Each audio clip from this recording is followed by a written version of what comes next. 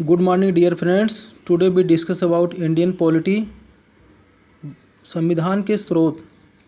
भारतीय संविधान पर सबसे अधिक प्रभाव किस स्रोत का है? तो भारतीय शासन अधिनियम 1935। मौलिक अधिकार, न्यायिक पुनर्विलोकन, राष्ट्रपति एवं उस पर महाभियोग, वित्तीय आपात, उच्च व उच्चतम न्यायालयों के न्यायाधीशों को हटाने की प्रक्रिया तथा वित्तीय आपातकाल, न्यायालय की सर्वोच्चता की अवधारणा किस देश के संविधान से ली गई है? तो यूएसए से। संसदात्मक शासन प्रणाली, एकल नागरिकता एवं विधि निर्माण प्रक्रिया किस संविधान से ली गई? तो ब्रिटेन के संविधान से। आयरलैंड के संविधान से ली गई मुख्य शक्ति कौन सी है? तो नीति निर्देशक तत्व, जिसे डीपीएस भी कहते हैं। विधि द्वारा स्थापित प्रक्रिया को कहाँ से लिया गया है? तो जापान से। मौलिक कर्तव्य को किस देश के संविधान से लिया गया है? तो रूस से। संविधान संशोधन की प्रक्रिया किस देश से ली गई? तो दक्षिण अफ्रीका से। राष्ट्रपति की आपातकालीन शक्तियाँ किस देश से ली गई है? तो जर्मनी से।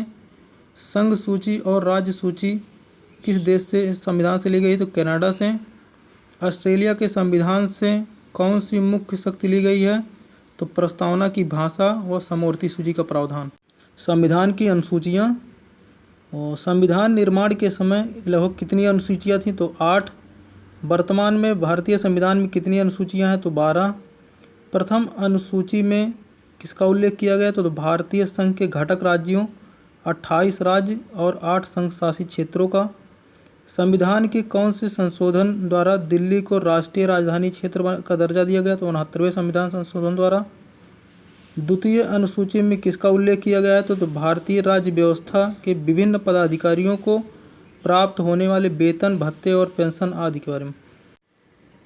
तृतीय अनुसूची में किसका उल्लेख किया गया है? तो विभिन्न पदाधिकारियों द्वारा पद ग्रहण के समय ली जाने वाली शपथ का।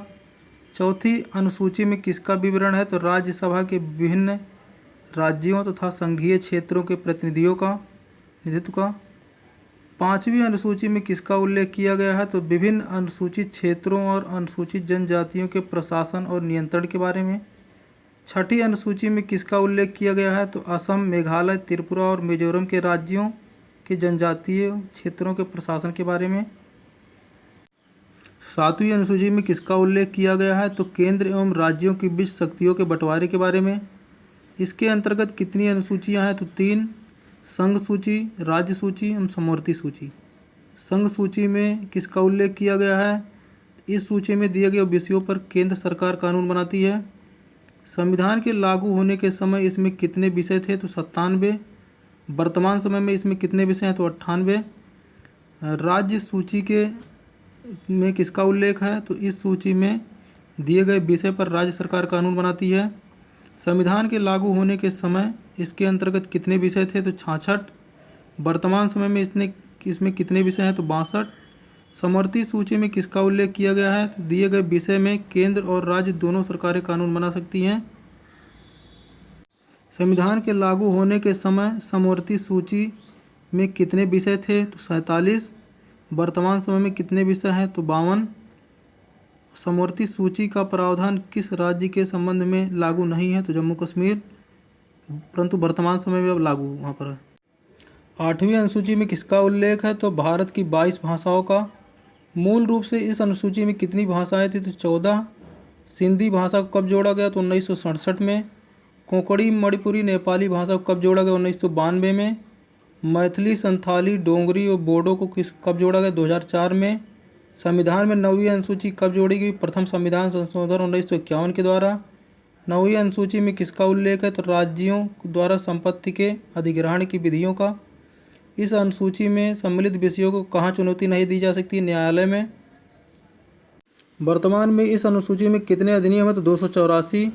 10वीं अनुसूची को संविधान में कब जोड़ा गया? तो 52वें संविधान संशोधन 1985 द्वारा। इसमें किसका उल्लेख किया गया? दल बदल संबंधी प्रावधानों का। 11वीं अनुसूची को संविधान में कब जोड़ा गया? 73वें संविधान संशोधन 1993 में।